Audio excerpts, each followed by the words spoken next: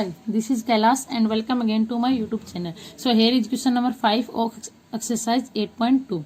In a parallelogram ABCD, E and F are the midpoints of side AB and CD. हमें parallelogram दे रखा ABCD, E और F इन दोनों के AB और CD के क्या है मिड पॉइंट है. हमें शो करना है कि line segment AF and EC trisect the diagonal BD. हमें क्या शो करना है कि ये जो AF है लाइन सेगमेंट और EC है ये क्या करता है डायगोनल जो BD है BD इसको ट्राइसेक्ट तीन इक्वल पार्ट में करता है कि DP PQ और QB. हम इक्वल प्रूव करने हैं इनको. तो स्टार्ट करते हैं. सबसे पहले गिवन में दे रखा वो लिखेंगे. हम शुरू करते हैं. ABCD अगर हमारा पैरेललोग्राम है तो क्या होगी. पैरेललोग्राम में क्या होता है अपोजिट साइड इक्वल और पैरेलल होती है. AB और CD क्या होगी इक्वल होगी और इसकी क्या होगी पैरेलल होगी.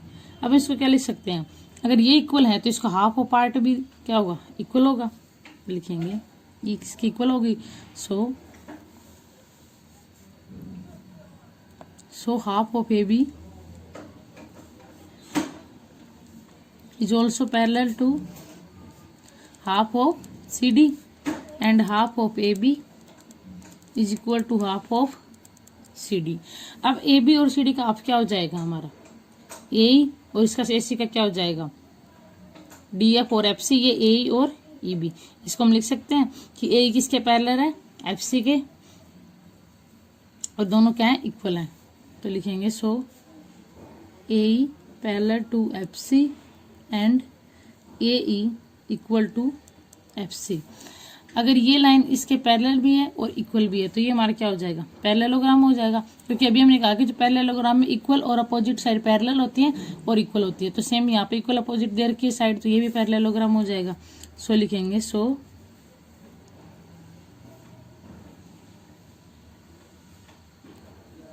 AECF is a parallelogram. Reason देंगे AF पैरेलल टू FC नहीं AE पैरेलल टू EC. अगर ये पैरेललोग्राम है तो ये साइड इसके हमने इक्वल और पैरेलल प्रूव कर दी तो ये हमारी इसके क्या हो जाएगी पैरेलल हो जाएगी. क्योंकि इसकी क्या अपोजिट साइड और अपोजिट साइड पैरेलल होती है तो AF और EC भी क्या हो जाएंगे parallel.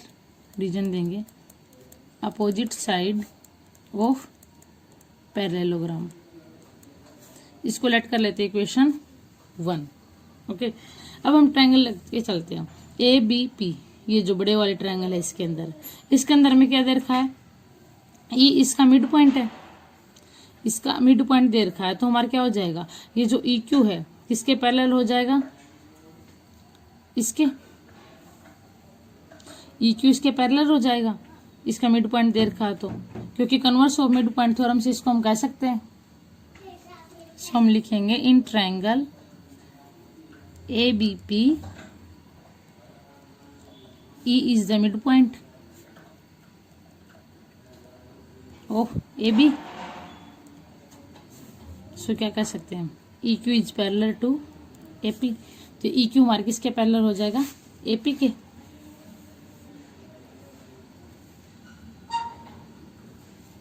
So Q is the midpoint of BP. अगर ये इसके पैरेलल हो जाएगा तो ये Q हमारा क्या हो जाएगा ये भी इसका मिड पॉइंट होगा. इसका रीजन क्या देंगे by converse of mid point theorem. Converse of mid point theorem से हमने ये पढ़ा है. अगर आपको converse of mid point theorem नहीं पता है तो मैंने इंट्रोडक्शन वाले वीडियो में करवा रखा है. अगर फिर भी आप इसको करने से पहले आप एक बार उसको देख लीजिएगा अच्छे से समझ में आ जाएगा. ओके उसके लिए नीचे डिस्क्रिप्शन बॉक्स में लिंक दिया हुआ है तो आप देख सकते हैं वहां से. तो ये कन्वर्स ऑफ थ्योरम से इसकी इक्वल होगा तो इसको हम लेट कर लेते हैं इक्वेशन 2.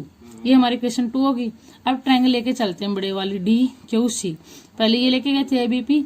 सेम ये क्या इसकी सिमिलर दिख रही है तो इसको लेके चलेंगे DQC को. सो इसको हम क्या करेंगे DQC में हमें क्या दे रखा है F इसका मिड पॉइंट दे रखा है तो सेम जैसे इसको प्रूव किया सेम इसको करेंगे कि F इसका मिड पॉइंट दे रखा है तो क्या हो जाएगा ये जो PF है इसके QC के इक्वल हो जाएगा और QC के इक्वल हो जाएगा. फिर इसको हम क्या लिख सकते हैं BQ और इसकी इसकी इक्वल हो जाएगा PQ. तो ये दोनों पार्ट इक्वल हो जाएंगे तो हम इसको लिखेंगे in triangle DQC f is the mid point, f is the mid point of d c. अगर ये इसका मिड पॉइंट है तो हमारा क्या हो जाएगा, P F is parallel to Q C. So ये इसके पैरेलल हो जाएगा, तो P is the mid point of D Q, converse of mid point theorem. Same ऐसे ही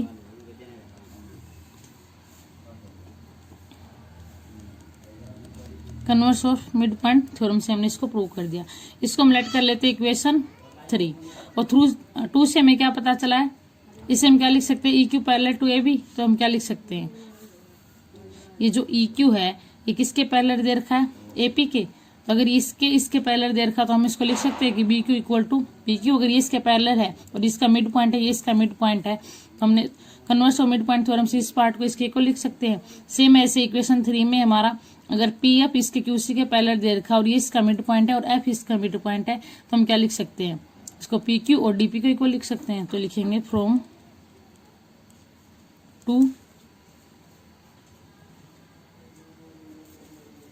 2 से हमारा क्या आ जाएगा, b Q is equal to P q, and from 3 से क्या आ जाएगा हमारा, p Q is equal to D p. यहाँ पे लिखेंगे फ्रॉम 2 and 3, दोनों से हम क्या लिख सकते हैं, बी क्यू किसके इक्वल है, पी क्यू के, और पी क्यू डी पी के, तो आपस में ये तीनों इक्वल हो जाएंगी। B Q is equal to P Q is equal to D P, B Q equal to P Q equal to D P. तीनों पार्ट अगर हमारे इक्वल आ गए, ये हमें इससे पूछा था कि trisect the diagonal B D, B D को ट्राइसेक्ट कर रहे हैं, तो ये हमें प्रूव करना था। सो लिखते हैं, इस लिखेंगे so A F and E C trisect the diagonal B D, इसे नीचे लिखेंगे प्रूव। ये हमने प्रूव कर दिया। तो ये था हमारा क्वेश्चन नंबर 5। अब करते हैं क्वेश्चन नंबर 6। नाउ हमारा क्वेश्चन नंबर 6 है, show that the line segment joining the mid points of the opposite side of a quadrilateral bisect each other. So हमने ये एक क्वाड्रिलेटर लिया कि ए बी सी डी, इसके मिड पॉइंट को line segment को join कर रखा है, इसके मिड पॉइंट हो गए पी क्यू आर एस, और इसको हमने ज्वाइन किया है। अब हमें क्या शो करना है कि opposite side of a quadrilateral bisect each other. अब जो ये मिड पॉइंट से इसका जो बनाया है क्वाड्रिलेटर, अब हमें क्या करना है, इसके जो ये डायगोनल है एक दूसरे को क्या करते हैं, बाइसेक्ट ईच अदर। तो ये दोनों क्या करते हैं, एक दूसरे को पी आर और क्यू एस यहाँ पे बाइसेक्ट करते हैं। तो हमें ये प्रूव करना। ओके, सो स्टार्ट करते हैं। सबसे पहले हम ट्रायंगल लेकर चलेंगे ए सी डी, तो लेंगे इन ट्रायंगल ए सी डी। इसके अंदर हमें क्या दे रखा है, ए सी डी के अंदर ये जो एस आर है, सॉरी ये जो एस आर है, ये किसके इक्वल दे रखा है, ए सी के। मिड पॉइंट थ्योरम से हम लिख सकते हैं। अगर मिड पॉइंट थ्योरम में हमें क्या पता है, अगर एक लाइन इसके पैरेलल हो तो दूसरी इसके एक ट्रायंगल के अंदर, तो दूसरी हमारी जो मिड पॉइंट से जो लाइन सेगमेंट ज्वाइन करते हैं हम ये इसके जो बड़े वाली लाइन होती है उसके पैरेलल होगा, और उसका क्या होगा, हाफ पॉइंट होगा अगर ये इसके मिड पॉइंट है तो। इसलिए इसको बोलते हैं मिड पॉइंट थ्योरम। तो लिखेंगे S R parallel to A C and S R half of A C. Reason देंगे bye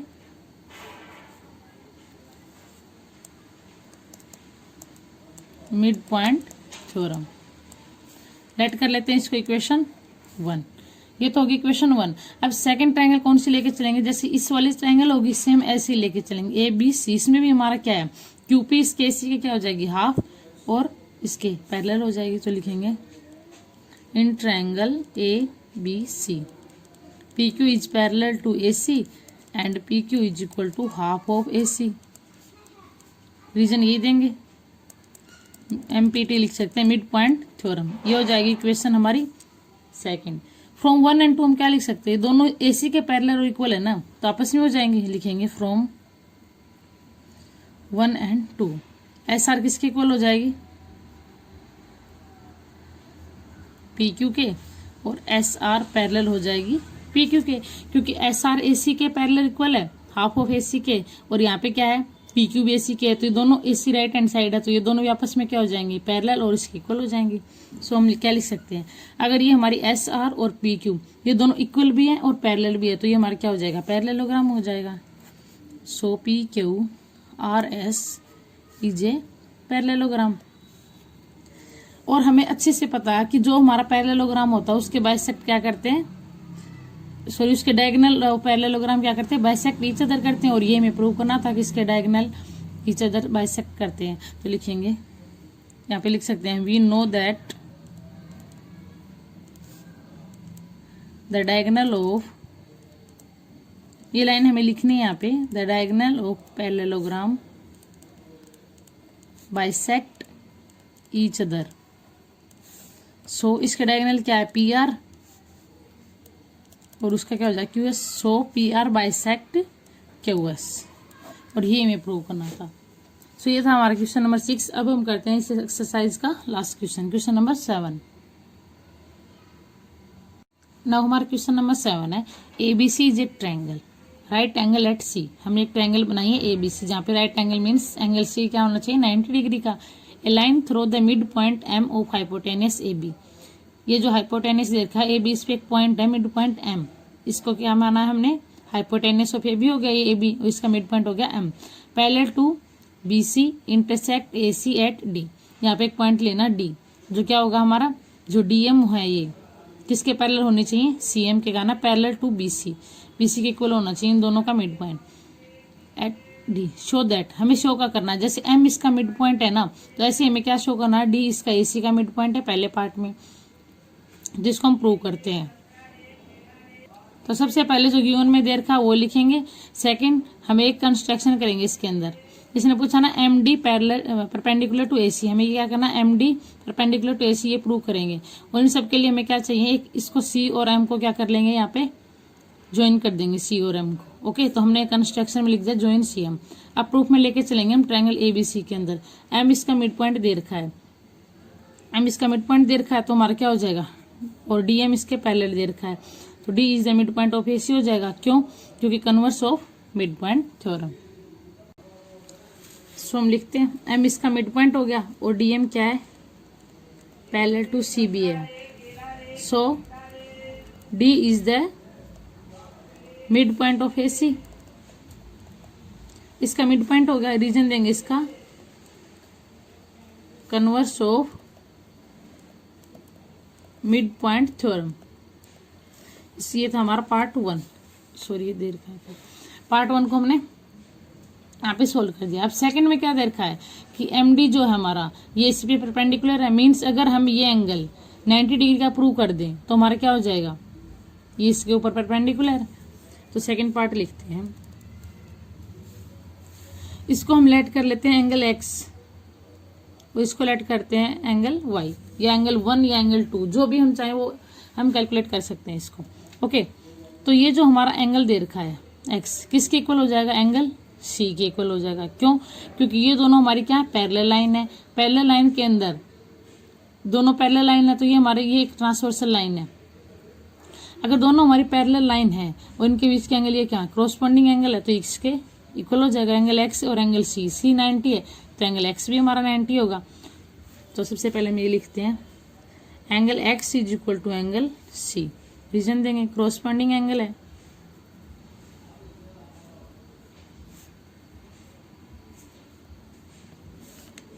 so X is equal to 90 degree, क्योंकि ये 90 था हमारा, तो ये गया 90 डिग्री।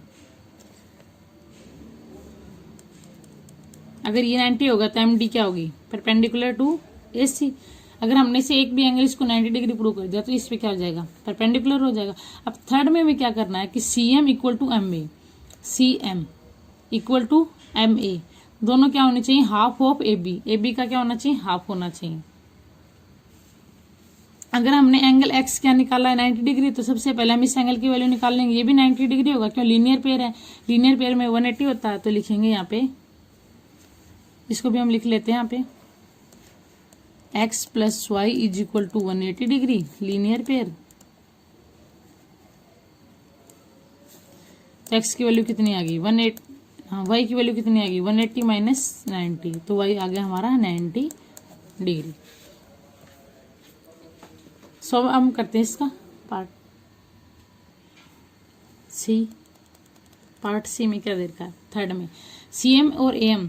तो इसके लिए हमें कौन सी ट्रायंगल चाहिए, ADM ये वाली ट्रायंगल और CDM। अगर इन दोनों को लेके चलेंगे तो हम सबसे पहले इन दोनों ट्रायंगल को क्या करेंगे, कॉन्ग्रुएंट प्रूव करेंगे, तभी तो साइड इक्वल होगी हमारी CPCT से। सो लिखेंगे in triangle ADM and triangle CDM।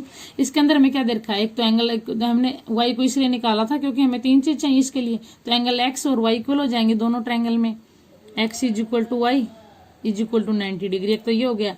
Second जो हमारा ये दे रखा है AD और CD क्या होगा, इक्वल हो जाएगा क्योंकि हमें D is the mid point, तो AD is equal to CD। Reason देंगे D is the mid point. And third one हमारा क्या हो जाएगा, ये जो DM है दोनों में कॉमन है, तो लिखेंगे DM is equal to DM, common है। 3 चीज इक्वल होगी तो हम इस दोनों ट्रायंगल को कॉन्ग्रुएंट प्रूफ लिख सकते हैं। So triangle ADM is congruent to triangle CDM।